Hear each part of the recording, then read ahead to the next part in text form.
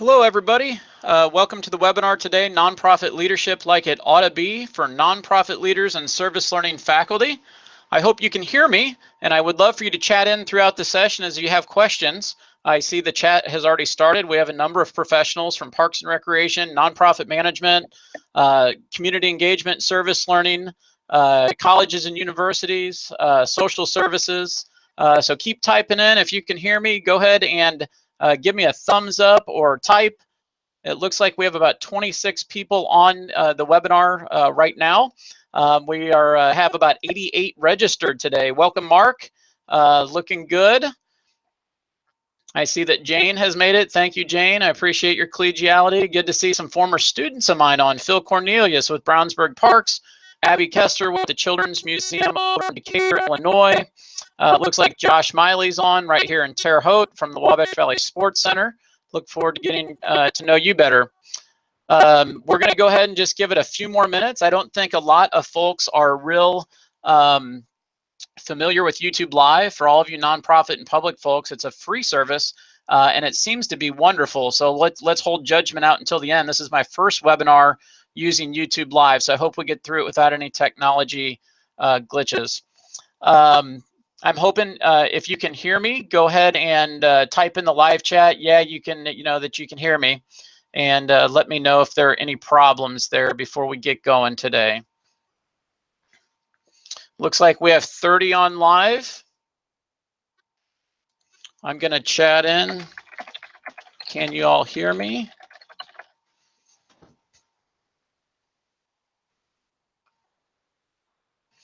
Looks like some more feedback's coming in here. Good.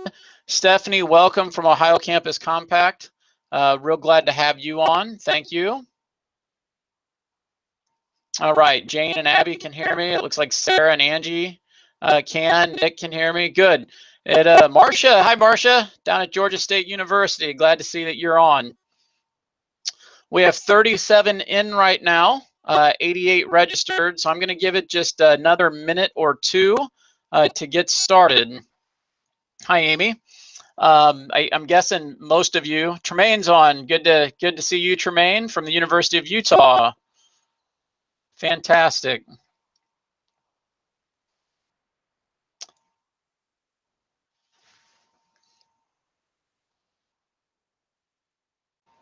I am using 3 screens today, so if it appears that I'm not making eye contact with you, please bear with me. All right, I think we're in, and we're about 36 participants in of our 88 registered. I'm hoping others will get on as we get started, but I am going to go ahead and get the session started. We have a lot to cover today. In typical Dr. Schaumleffel format, I have probably more content than I need, but I will try to zip through it and make sure we approach this from an introductory format.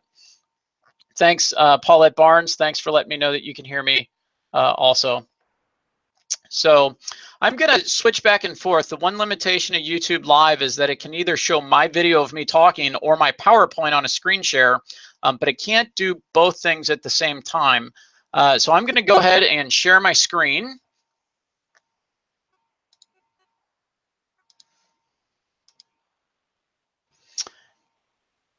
And I'm going to see if I can get a thumbs up or a yes, we can see your PowerPoint. Go ahead and let me know if you can see the PowerPoint okay.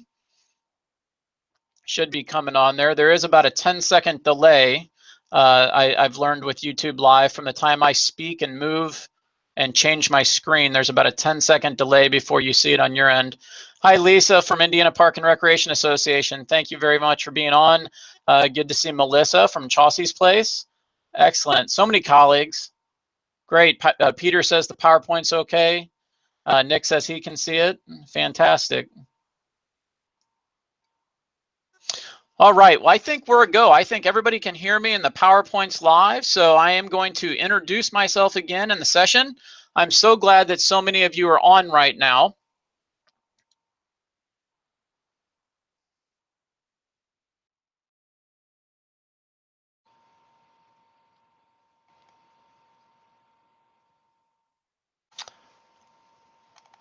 Bear with me, we're just having one little glitch here.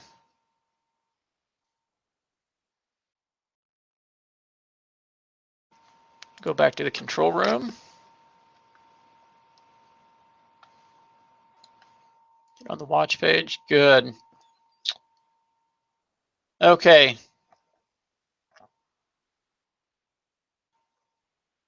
Okay, it sounds like Mark can hear, but it's breaking up periodically, and maybe Marcia can't see or hear.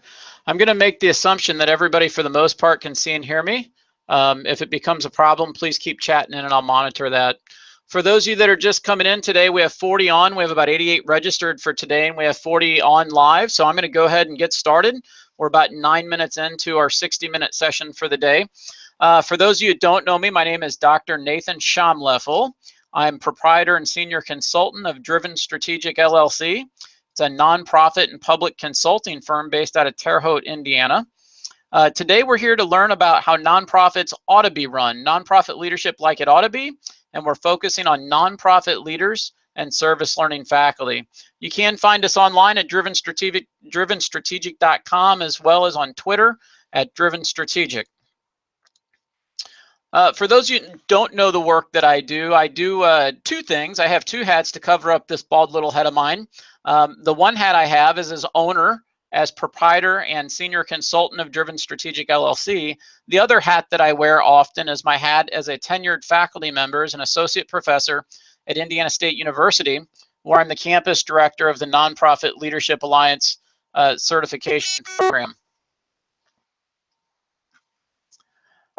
In the work that I do, the things that I teach and research on, and also the stuff that I consult on, thanks Abby, go trees there. I do a lot of different things. I work with colleges and universities, university foundations, education foundations, youth serving organizations, park foundations and friends groups, faith-based organizations, human and social services, arts organizations, tourism, agritourism, festivals, professional associations. When you look at that list, you might say, wow, he thinks he's everything to everybody. And the fact of the matter is, I'm not. There's some very basic underlying things that are strings that really go through all of these things. So of all these organizations, I really like to look at them as just a giant cheeseburger. Now, I don't eat a lot of cheeseburgers. It's been 3 years since I've had a cheeseburger, and I had my first one this past week, and boy, was it delicious. But when I look at a cheeseburger, I look at that as a metaphor for nonprofit organizations. And whether you're a university foundation, a park foundation or friends group, or a court-appointed special advocates organization, whatever the organization is, we basically have this thing called a board of directors that serves in the governance function, that serves as the umbrella over the whole function of the organization. And then from the bottom, we have technology that supports everything, sometimes for better or for worse, but technology is infused to all functions of a nonprofit organization, including what I call mission awareness, which many of you might call communications, marketing, and public relations. Volunteer engagement is what I call volunteer management. Relationship building and resource development, what I call fundraising, and then advocacy programs and services, and then financial management and audit.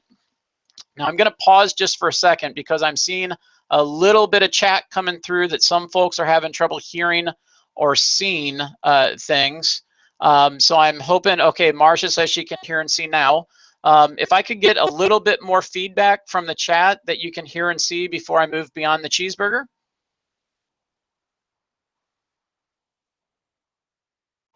Just want to make sure our technology is working today with the YouTube Live.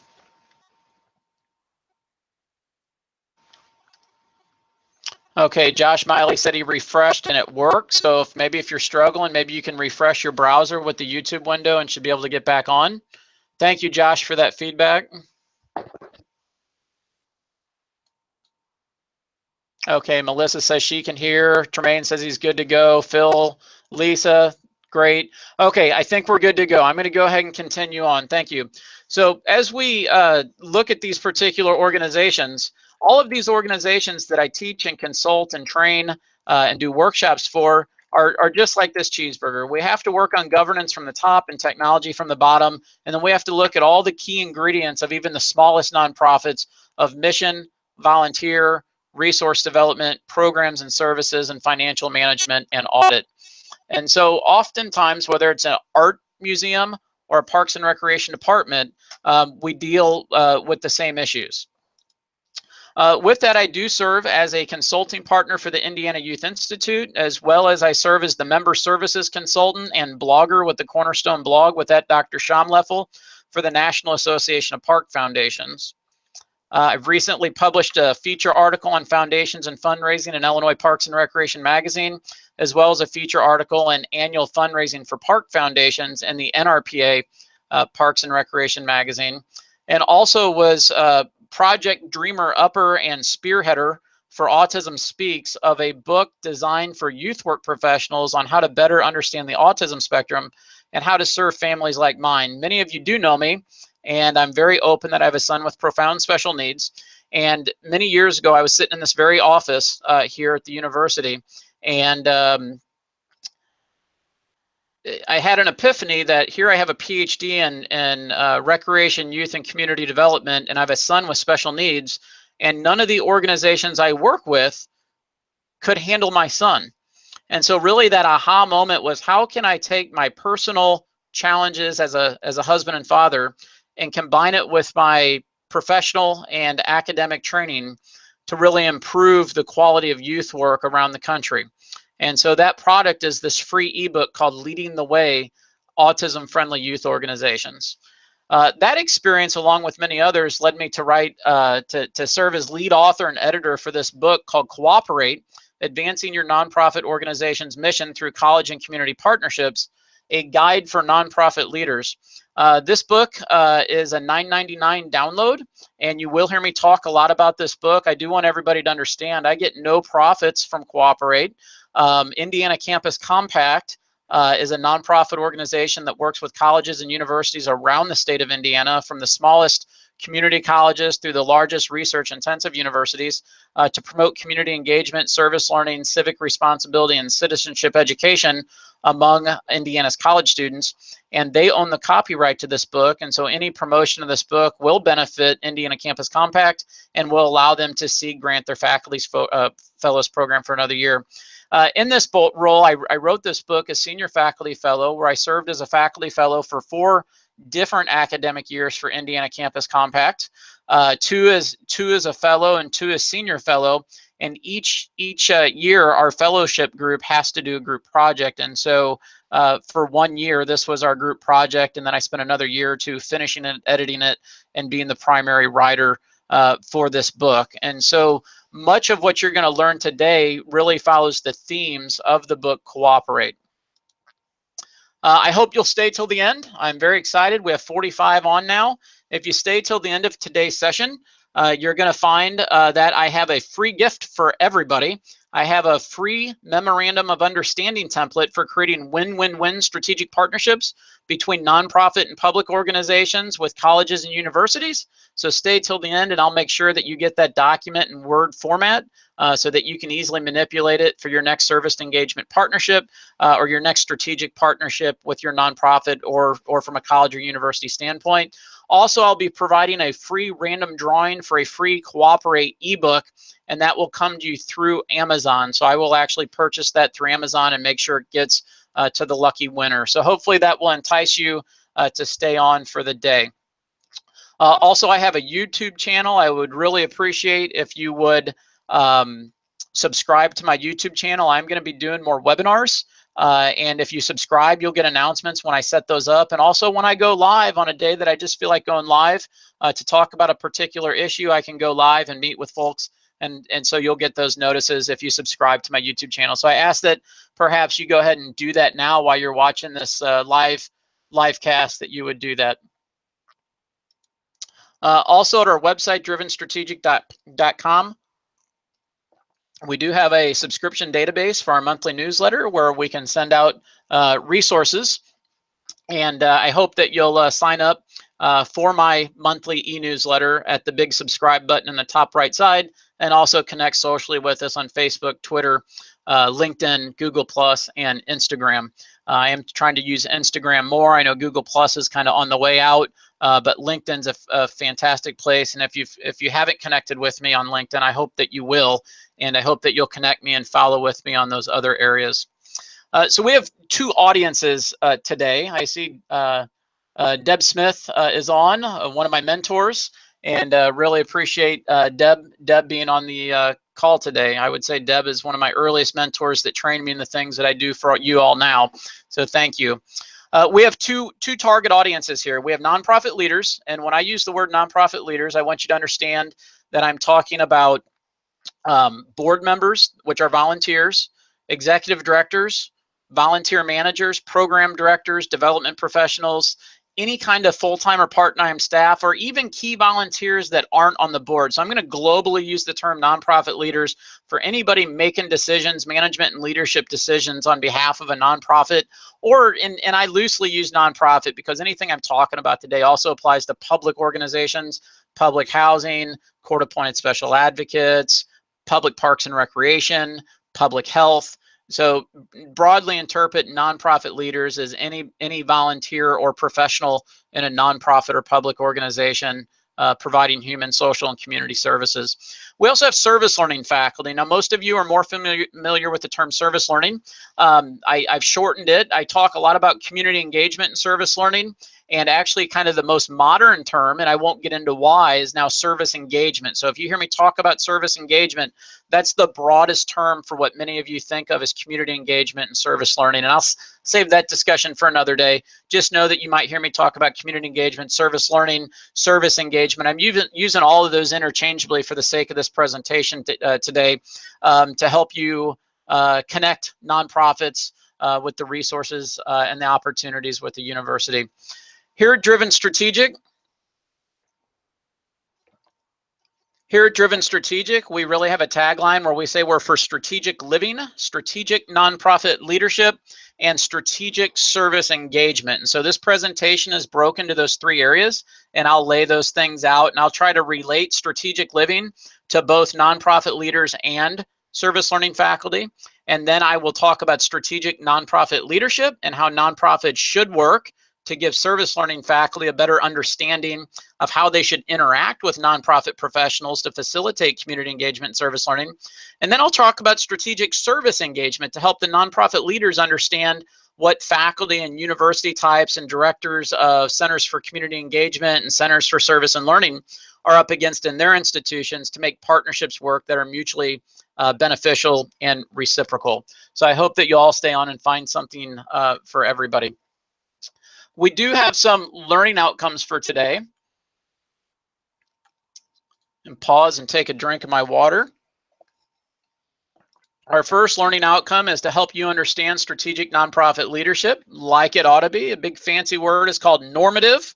If something's normative, it's the way it ought to be done. I prefer to use my Southern Illinois lingo of the way something ought to be. So by the end of this, you should be able to explain strategic nonprofit leadership to your friends, family, spouses, partners, dogs, cats. You also should be able to diagram the interrelationships between the central functions of mission-focused nonprofit organizations. And you should be able to devise strategic service engagement opportunities to benefit students, nonprofits, and their clients, and the partnering nonprofit leaders and faculty. And lastly, we hope that you will be able to better evaluate the benefits, or ROI, what I call return on investment, of engaging in a strategic partnership. I know we're busy, and partnerships have to be strategic, and partnerships have to be designed in a way that not only allow you to help somebody else, but is structured systemically in a way that that other person's going to help you out with something you need done too. And how do we structure those partnerships on the front end so that everybody gets what they need out of them and that everybody can be mutually supportive? So without further ado, let's jump in. Let's jump in. So this is kind of a shocking fact. Many of you might not realize it, but there are actually almost 2 million nonprofits in the United States today. 2 million nonprofit organizations. Now that might not surprise you, but what should surprise you is that that number has almost doubled since the year 2000. So if you look at the data, basically from the year 2000 to 2017, we've gone from 1 million organizations that are nonprofits to about 1.6 to 1.8 million, depending what data that you look at. And the result of that, and I don't want to sound like Debbie Downer here, but the bottom line is there's just a lot of really bad, ineffective, inefficient nonprofit organizations that aren't making the impact that they've been set up to make.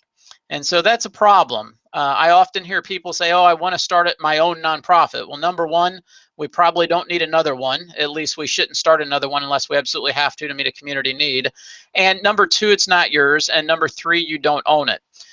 So we really want to start out with this idea that we need to be effective and efficient at nonprofit leadership. And that starts with the cornerstone of the organization. The cornerstone of a nonprofit organization is the board of directors. And what I find in my travels of consulting work, board membership, volunteer work, teaching, training, research, you name it, really most things come back to an ineffective board. If the board doesn't get it, the rest of the organization is not going to. And so we really have to come back to how do we build capacity and strengthen our nonprofit board members. That starts with getting engaged with Board Source and getting board members to understand the board member code of ethics and to understand that everything we do is about the mission and vision of the organization that we're entrusted with. I like to think of board members as basically the foster parents of the nonprofit corporation, and to understand that everything we do, every decision we make, every budget we put together, every piece of technology we use, everything we do comes back to what I call this mission and vision focus.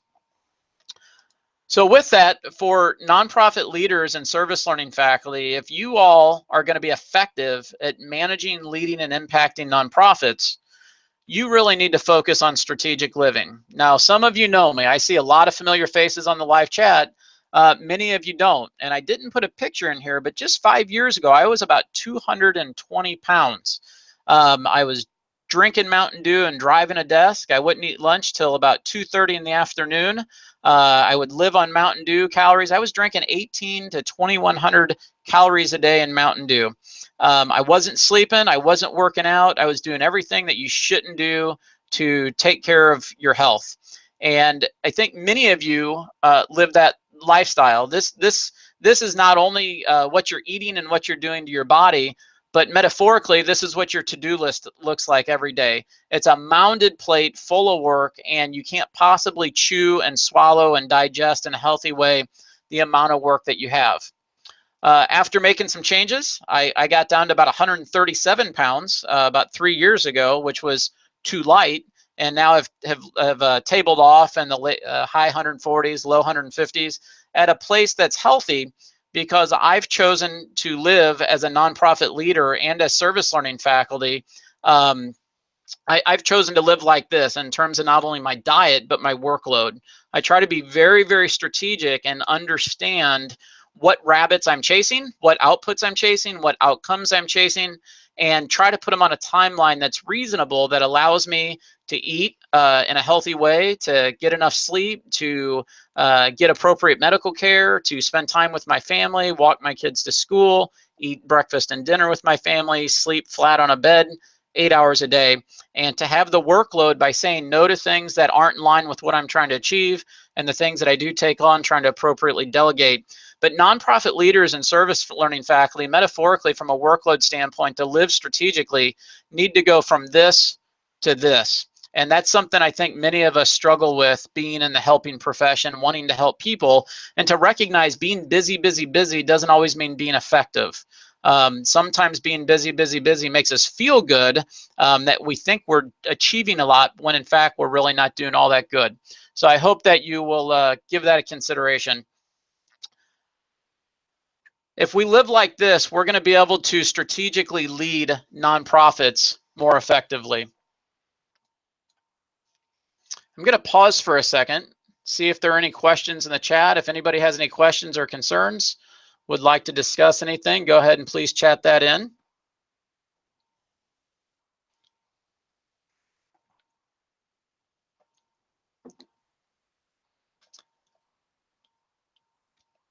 I'll continue to monitor that, but we'll move on again. Strategic nonprofit leadership, it comes down to this mission and vision focus, as I alluded to. I like metaphors. I'm from the country, and I like big oak trees out in the middle of nowhere. And if you're a weak oak tree out in the middle of a field, when the spring storms come through, that oak tree is going to be torn down. And what I need folks to understand is that nonprofit organizations are like oak trees. They have to be strong, and to be strong, they have to have a strong root system. And that strong root system is what we would call the strategic plan, or the governance documents. And so represented by this first triangle, this maroon and gray triangle, I'm going to go to a slide away from the tree to explain what I mean by that. What I mean by the roots of a strong nonprofit organization is that nonprofits need to base their mission and vision and purpose off of needs assessments. It's tremendously amazing to me how many nonprofit organizations set up shop, identify a mission, and they really don't have any primary, secondary, or tertiary data to even really prove that there is a need for what they're setting out to do. And so starting a nonprofit at the root starts with needs assessment, and the needs assessment brings to light the purpose, vision, mission, and core values of the organization. You'll see that from a governance and leadership standpoint, the board of directors is really going to be doing a lot of the heavy lifting when it comes to strategic planning, from needs assessments through core values. We're really the mission-focused human resources. The executive director, staff, and volunteers are going to really be more on the implementation side of the goals, SMART objectives, short-term outcomes, and the strategic outputs, or from where I'm from, the rabbits that we're chasing, the 3 O's: objectives, outcomes, and outputs. And we do all of that through significant strategic planning and partnerships.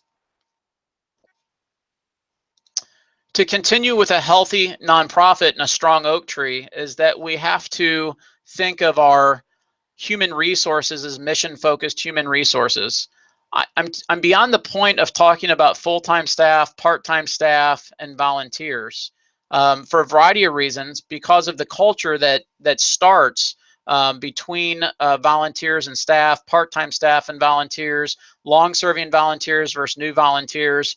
What we have to think of is anybody that's at our organization to help with the work is really a human resource that's mission-focused. And they're the glue that ties the organization together. When we're dealing with our volunteers as staff members, we really need to be aware of the volunteer administration ethics. As a certified volunteer administrator myself, I live and breathe by the CVA Code of Ethical Standards for volunteer administration. The professional ethics related to citizenship and philanthropy, respect, responsibility, caring, justice, and fairness, as we work with volunteers that want to help and support our mission. I also recognize the Volunteer Bill of Rights that the Indiana Nonprofit Resource Network publishes, that volunteers should have a chance to interview, have a job description, be evaluated on a regular basis, have a supervisor who can answer questions. The one thing I see with many nonprofits is we engage our human resources in a few ways. We obviously engage our volunteer human resources as board members, and then we tend to engage volunteers at the basic level, administrative assistants, custodial, and then we up some of our volunteers into program, event, service, and product delivery. But the one area that we tend to really miss out on is to identify highly skilled pro bono volunteers who can take on roles the same as a paid full-time executive, but do that role as a volunteer. So this gray area, these pro bono, highly skilled volunteers, is an area that many nonprofits need to explore volunteer work design to better attract more better skilled people to make more of an impact on their organization. Once we get our human resources in place, we really have to start thinking about what many of you would call program development. I like to call program development experience engineering. Most of you are in the human and social services business, whether it's parks and recreation, leisure, youth work, social services, faith-based, art organizations, whatever it might be. So all of your organizations, event by event, service by service, program by program, experience by experience, need to identify your target population and identify what SMART objectives, short-term outcomes, and strategic outputs, the rabbits that you're going to chase, and really describe the program. Describe the program to the point that you can explain what that program experience would be like to somebody that has not been there before. Once you start engineering your experience based on your target population and objectives, outcomes, and outputs, then we really need to get into what we would consider logic modeling. The first step of program development, or the first step of program planning, is program evaluation planning. And the first step of program evaluation planning is logic modeling. Many of you are not real aware of logic modeling. Some of you have become aware because you're in United Way funded agencies who have had to take on program evaluation because it was necessary to keep or get your United Way funding. But program planning starts with program evaluation planning, and program evaluation planning starts with logic modeling. That's the absolute most critical piece to developing programs that are going to have a snowball's chance in actually getting at the outputs and moving your target population towards your mission and vision and your strategic plan. I won't get into logic modeling too much here, but if you've not seen one before, this is one style of logic models.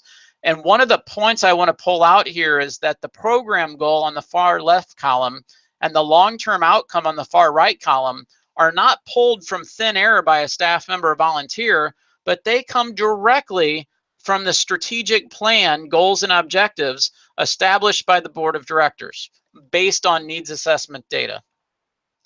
With that, you'll see column 6 is the program elements plan column, and it's the second column from the left, but it's actually the last column that you complete. And this is what many of you would think from a recreation standpoint of an activity or activity or program plan, really what we call program elements planning. Program elements planning includes intentional strategies, activities, and leadership styles, including risk management and client caregiver relations, public relations, media relations, using things like Bronfenbrenner's Ecology of Human Development and the Search Institute's 40 Developmental Assets. Also, your program elements plan includes your resources, your program budget, your human resources, your equipment, supplies, facilities, time, marketing, communications, public relations, all the things logistically that have to come together to pull off a particular experience that you're engineering.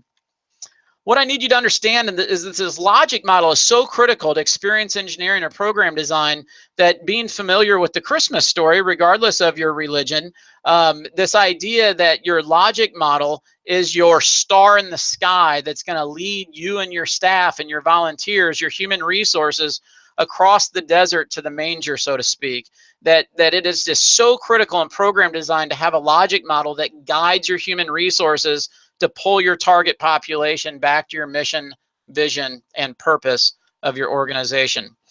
There's an important point here that as we get into implementing experiences and programs and services, we really have to look at it from the bottom up.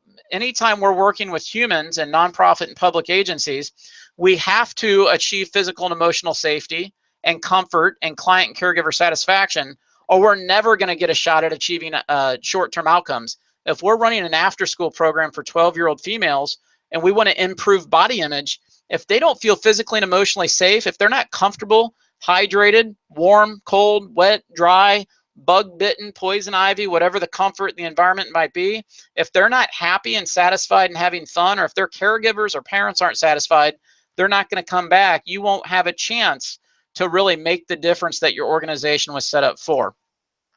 So what I like to think of this is I really developed this based on Maslow's hierarchy of needs, but it's really what I would consider my nonprofit program or experience version of what Maslow talked about of meeting basic physiological needs before we get to self-actualization.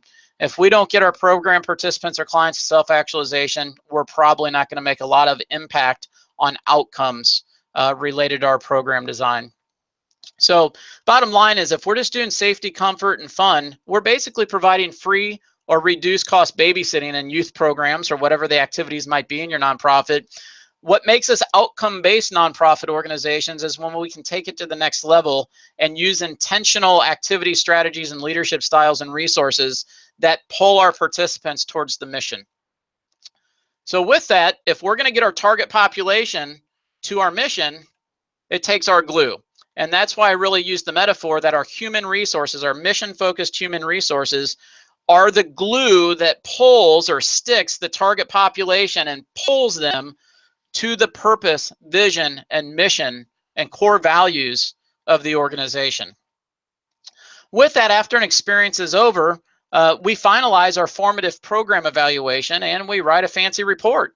And that fancy report is based on the logic model that was used in the designing process. And we're going to find that the outcomes we strived for will be rated at 1 of 5 levels, from exceeds performance measure down to met performance measure to approaching to below performance measures or does not meet performance measures. With that, some organizations, more often than not, will find that, they maybe approached performance measures, but oftentimes they're below or do not meet the performance measures related to their short-term outcomes in their logic model. And that's not only what's tied to their mission, but also secondary or tertiary, it's tied to their funding, whether from private donations, grant sponsorships, public funding, whatever it might be. So that's the old Wile E. Coyote. Anytime we get here, we need to go back to the drawing board. I love Looney Tunes, and every time the Roadrunner falls off the cliff, the anvil falls on his head, he has a bump, he winds back at the old drawing board, making management decisions, just like Tom does with Tom and Jerry. So we go back to the drawing board, and that's what's indicated by that person there with the question mark is, what do we need to change? What management decisions do we have to make to better design our experiences to get at outcomes? What I have found in my experience is that basically in this order, typically the reasons that we get poor performance measures in our program evaluation process are simply because of a poorly written logic model, especially related to data source design and analysis planning, poor program design that lacks intentionality, especially connecting the actual activities with or services or programs with the short-term outcomes. Poor program leadership by your human resources. You get people that care a whole lot but aren't trained well enough to intentionally bring alive the experience to glue the participants to the strategic plan, goals, objectives, mission, vision, and purpose. And finally, often it's poor program evaluation and data collection implementation. So we often get negative results and we go back to the drawing board, and almost 9.9 times out of 10, it's one or more of these 4 basic reasons that we have to redesign our programs. On the positive side, when we write our final program evaluation report based on our logic model and we find that we did it, we made impact, we met performance measures, or we even exceed performance measures, that gives us our ammunition. That gives us our ammunition for all kinds of internal and external communications and marketing, especially as it relates to relationship building and resource development. Relationship building and resource development is the absolute keystone of a nonprofit organization. If we don't have resources to provide our programs, services, advocacy efforts, products, whatever it may be, we're not going to be able to achieve our mission. We have to develop resources, and that is absolutely essentially the keystone. Resource development starts with fundraising, and that starts with the Fundraising Code of Ethical Standards. If you're not aware of those, it's published by the Association of Fundraising Professionals. We also have the Donor Bill of Rights, the E-Donor Bill of Rights, and the APRA Ethics for Prospect Research. And when we dig information, wealth analysis information on prospects, suspects, prospects, and donors. There's also ethical guidelines for public relations and for program evaluation. And how do we ethically do program evaluation? And then how do we ethically communicate our positive successes with our ammunition so that we can ethically raise money? So that's what our process looks like. When you talk about nonprofit leadership like it ought to be, it really needs to be like this tree. It should start with the roots, work its way up, go around the circle, and come back down. This is what I call normative. It's the way it ought to be done. It should be perpetual, that good work leads to good work, good program design leads to good program leadership, leads to good program outcomes, which leads to resource development, which means we can help more people with more programs, with better evaluation data, with more ammo to raise more money. So it's normative and it's perpetual and it's mission focused and it's an experience management cycle. As we get into the relationship building and resource development function, that's really about developing not only financial resources, but also volunteer engagement resources, equipment and supplies as indicated by the basketball, and also donations of building and land indicated by the house. And really, fundraising or relationship building and resource development starts with ethics, moves to relationship building. Relationships have to be based on ethics. And then we develop a comprehensive case statement. And then we release bits and pieces of that case statement into a case expression to launch our annual fund. Once we establish an annual fund for a number of years, we can move into major gifts, capital and comprehensive campaigns, and then eventually plan giving as we establish lifetime relationships with our donors and with our constituents. So one of my favorite movies is Bruce Almighty. I'm a big fan of Jim Carrey. And if you're not familiar with it, basically he wishes to be God for the day, and God, Morgan Freeman, makes him God for the day. And during that movie, he's on a date. And on that date, they're standing on the terrace, the French doors of their flat in a large city. And he fancies the young lady he's with. And she says, "Oh, it's so beautiful. Look at the stars. Look at the moon." She goes to get more wine. He lassos the moon and pulls it in so it looks bigger, so that when she comes back,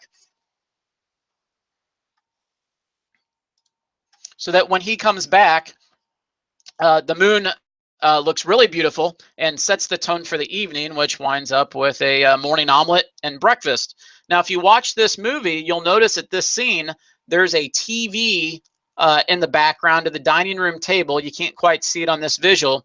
And it actually is CNN playing and talking about a tsunami in Japan. And that was filmed actually before the real tsunami hit Japan. But it was this idea that when we mess with the moon, it affects the tides. And nonprofits are the same way. The moon impacts tides.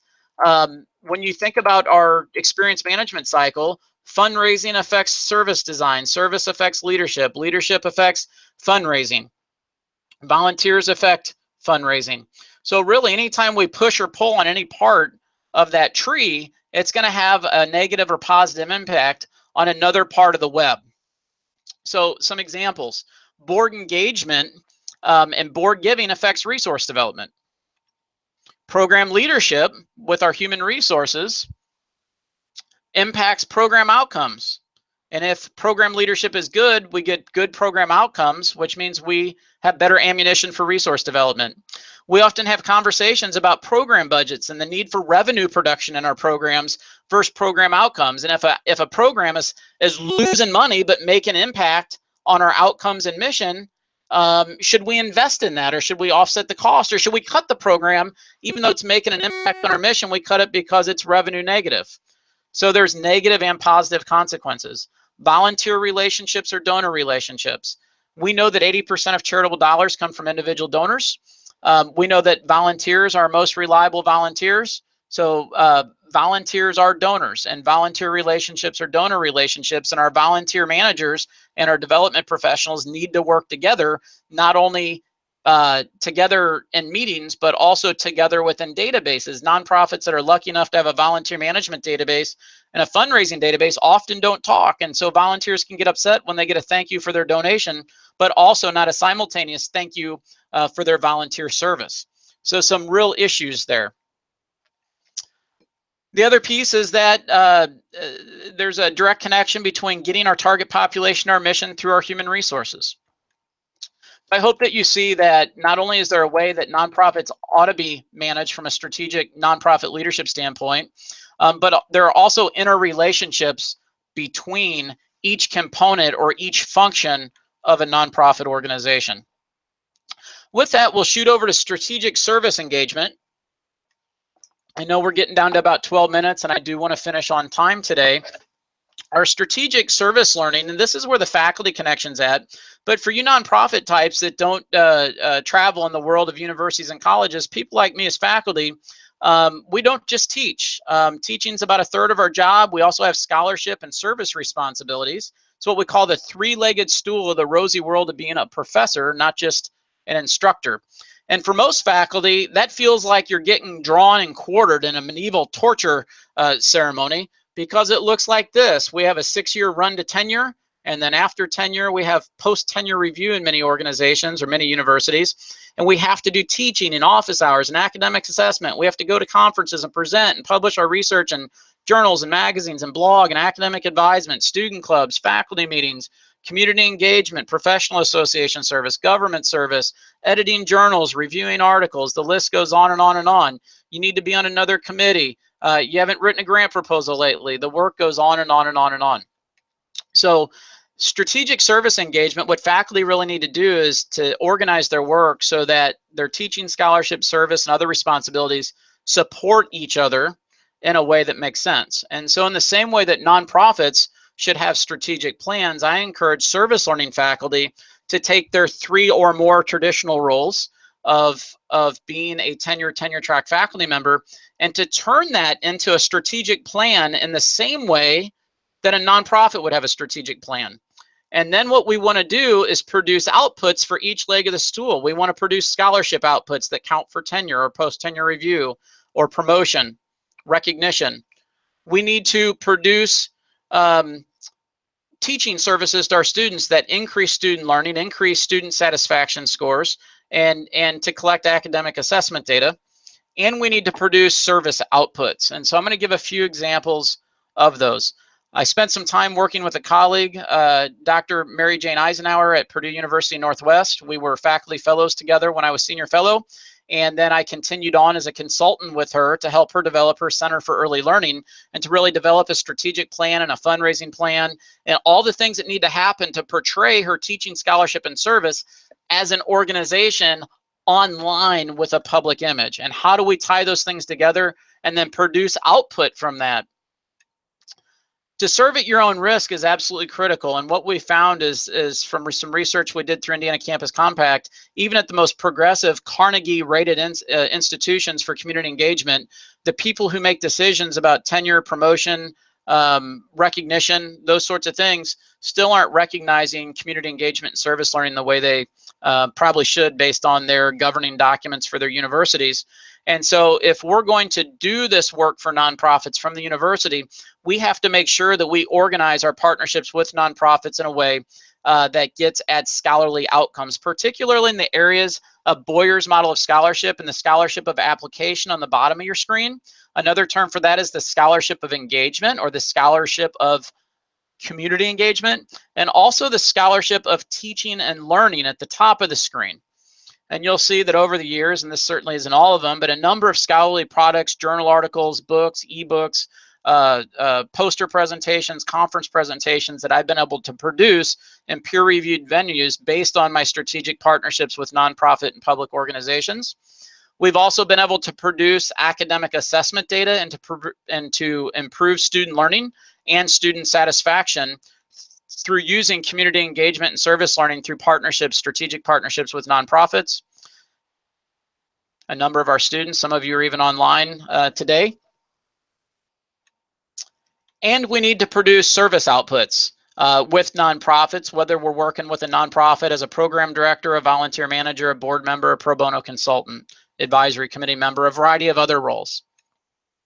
And some of the service that I've been able to do, helping our local Parks and Rec department get their community center approved as a Homeland Security FEMA approved emergency shelter back in 2008. And just 6 months after we got that done, a flood came through and flooded the city. And you can see the FEMA RV behind the Booker T. Washington Community Center sign there.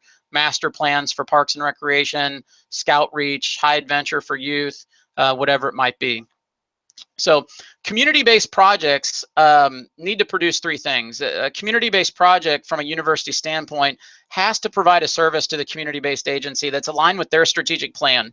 It's return on investment. If a nonprofit's going to be expected to babysit our students and work with us as professors, they have to have some skin in the game, and they have to get return on investment on their SMART objectives, on their short-term outcomes and their strategic outputs for what they need to be successful. We also need to make sure we don't lose sight that it is community engagement and service learning, and that we need a quality learning experience for our students, and that we also, for faculty to engage, we have to have return on investment, that we have to get things that count for us for promotion, tenure, post-tenure review, those sorts of things, and scholarly tenurable products that count at the institutions that we're at. So what I propose are win-win-win strategic partnerships. And what I mean by that is that it's a win for the nonprofit because they achieve SMART objectives, short-term outcomes, and strategic outputs that are in their current strategic plan. It's a win for the student because they are more satisfied with their college or university education and are doing better in terms of student learning. And finally, it's a win for the faculty member. And so on the left side of your screen, you can see that we use the strategic planning triangle at the bottom to produce 3 arrows up to get at the SMART objectives, outcomes, and outputs of the nonprofit. And for the faculty member on the right, they develop a strategic plan that commingles their teaching, scholarship, and service, that produces scholarly products that are countable, academic assessment data and student satisfaction data, and teaching and peer and student teaching ratings, and then also service output. And if we can structure partnerships in a win-win way, that the nonprofit gets what they need to be successful and the faculty member gets what they need and the student gets what they need, then we have a win-win-win university community strategic partnership. The faculty and the agency need to scratch each other's back because it's a two-way street. We don't want to use nonprofits as labs and their clients as lab rats, and we don't want nonprofits to use us as free consultants that don't benefit our teaching or our scholarship. So it all comes down to mission and vision, and we can't do any of the strategic nonprofit leadership or the strategic service engagement, or to mix and combine strategic nonprofit leadership and strategic service engagement through win-win-win partnerships, unless nonprofit leaders and service learning faculty are managing not only their own personal health and work-life balance, but also managing their workload and what's on their metaphoric plate that they have to eat each day. So let's review. I hope by now that, and we're coming to a close here in the next 5 minutes. I will stay on if people have questions. I know you all have appointments and I want to respect your time. But I hope by now you can better explain how things ought to be in strategic nonprofit leadership. I hope that you can better understand the interrelationships between the central functions of mission-focused nonprofit organizations. I hope you can, as a nonprofit professional or as a service learning faculty member, better understand how to structure strategic service engagement opportunities that benefit students, student learning, nonprofits and their clients, and the partnering nonprofit leader and faculty member. And finally, I hope you can understand that it's okay to want some skin in the game, that you need return on investment. If you're representing your university or college, or if you're representing your nonprofit and being asked to serve on another committee, commission, interagency, partnership, coalition, you need to ask what's in it for you and see how that project lines up with the SMART objectives, short-term outcomes, and strategic outputs, the rabbits that you're chasing that are going to allow you to pass go and collect $200 in the world that you're functioning in. So with that, I hope you've learned something today. I hope that I brought some value to the free webinar, and I at this point would like to offer some opportunities for you. I certainly want to offer 2 opportunities. Most importantly, I'm going to be offering online courses this fall and spring. I'm offering 2 different courses. I'm offering a course for nonprofit leaders to develop their annual fundraising plan. It's a 5-week course, and it will not begin until October 10th. That course is based on this part of the strategic nonprofit leadership tree. It is the relationship building and resource development triangle, and we will focus on relationship building and resource development from fundraising ethics, case statements, case expressions, and annual funds. That 5-week session will stop at the annual fund component. There are 5 sessions. One will be setting up the cornerstone, fundraising ethics, and managing your board up to its development role and board giving responsibilities. Session 2 will be on how to construct a comprehensive fundraising case statement connected to your nonprofit strategic plan. Session 3 will be setting the keystone, how to develop an annual fundraising plan with a realistic fundraising goal. Session 4 will be on building the development infrastructure, donor management systems, technology, websites, social media, gift acceptance policies, donor acknowledgement, volunteer engagement, matching gifts. And lastly, session 5 will be about mission awareness and expressing your case through mission impact. The Launching an Annual Fundraising Plan course is 5 one-week sessions. They will be live. If you miss a session, it will be recorded and you'll have access to it. You'll get a free review session of today's webinar. You'll get a free 1-hour private professional coaching session through Skype. or through phone, however you prefer. You'll get a free Cooperate ebook, and the cost of the course is $599, which might sound like a lot, but you're getting a lot of value there. And it's half the cost of traveling to another national conference across the country, and you can work from the comfort of your office or home. I will make a deal with you, though, that if you register by Friday, August 25th, you can have the course and everything that's there, the free review session, coaching, the ebook, and the 5 one-week live sessions for $499. That is live on my website at drivenstrategic.com. Click on training, click on online courses, and you can register through Eventbrite and pay there. Would love to have you. Also, I have a course specifically for service learning faculty, student development staff, student affairs staff that work in Centers for Community Engagement, Centers for Service and Learning, Campus Compact, Nonprofit Leadership Alliance faculty. This is also a 5-week course that will not start until August 12th. It will be once a week for 5 weeks, and all the information is on the Eventbrite on my website. This course is going to focus on the traditional roles of faculty, scholarship, teaching, and service. And the focus of the course will be to get your scholarship, teaching, service, and resource development into a strategic plan for your academic agenda, and then to figure out the outputs, outcomes, and objectives for your scholarship, research, and service. Finally, the service engagement class for service learning faculty will spend significant amount of time on how to create partnerships with nonprofits to instigate the win-win-win strategic partnerships, and it will teach you how to fully use the free MOU template that you all will receive at the end of this session. We started, I think, with 48. We still have 43 on, so I'm glad you're sticking around.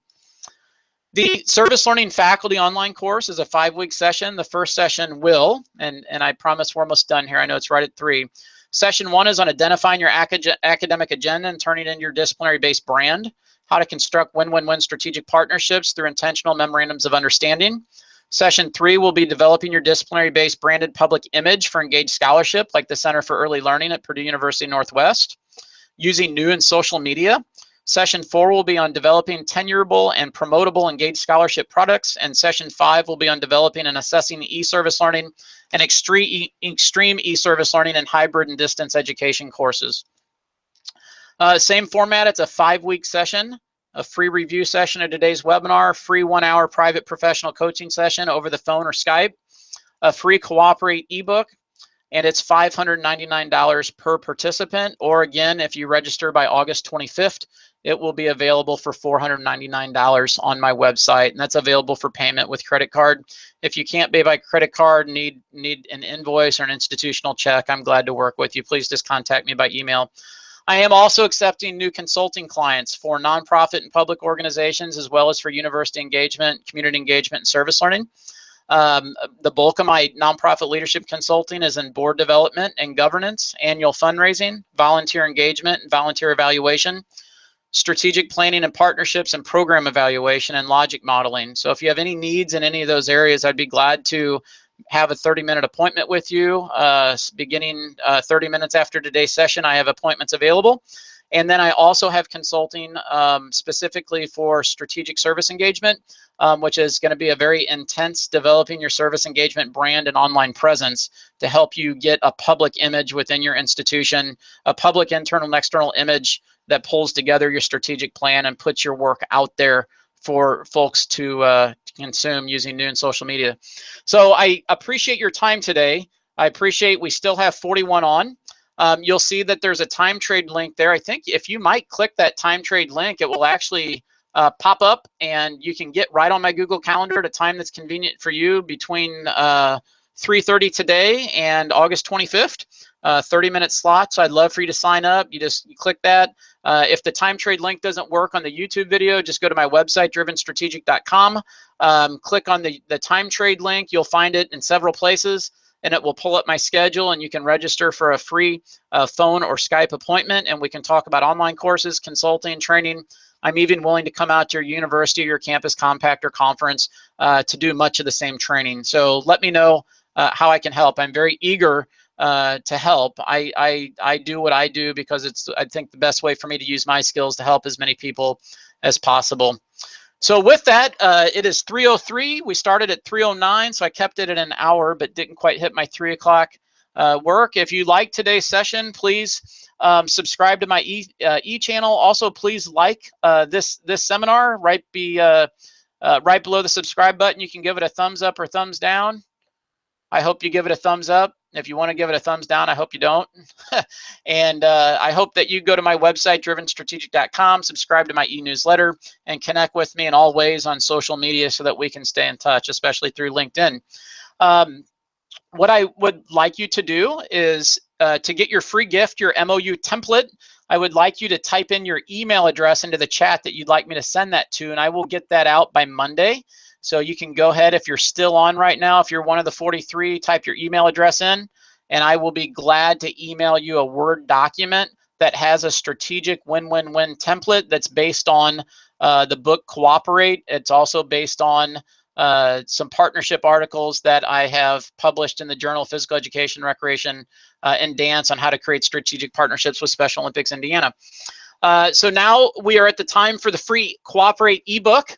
I'm going to do the drawing as soon as I see the email addresses popping in. So I see that Abby Kester has put her email address in. Nick Schneider, looks like Mrs. D. Nobles, Felice, thank you, Sarah McPherson. I'm going to give you about another 30 seconds to get your email address in there. Phil Cornelius, good. Amy, looks like Gilliland. Hope I didn't butcher that. I'm going to stop my screen share and come back to video here.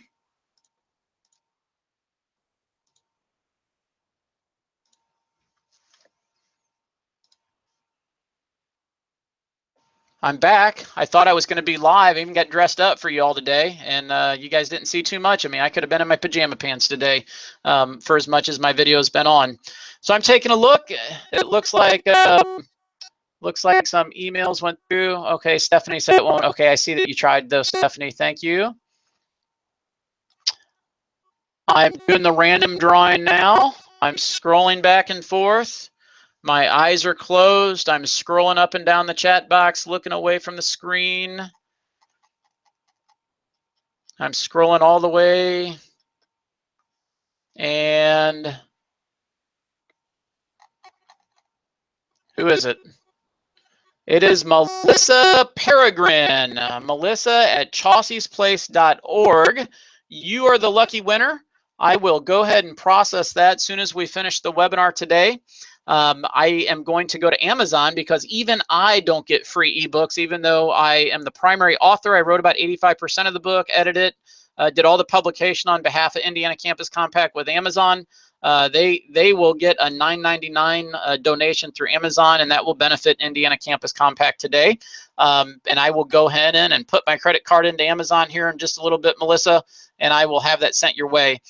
Melissa, if you could shoot me an email at nas@drivenstrategic.com and put in your also your mailing address information, that sort of stuff in an email, just in case I need it for Amazon to send that ebook to you. And you should be getting an email from Amazon to download the ebook. Thank you very much for your time today, folks. I know a lot of you, others I don't. We've connected online or at conferences. Really appreciate your time. I hope you got something valuable today, and I hope you might find ways that I can help your nonprofit organization, your public agency, or your university or professional association, or your campus compact, or any of the professional associations that you're involved with. I am very interested in coming out, so get to my website, drivenstrategic.com, hit the time trade link, get on my schedule, and let's talk. Also get on there and register for the online courses before the early bird discount is over. Thanks so much, and have a fantastic day. I appreciate your time.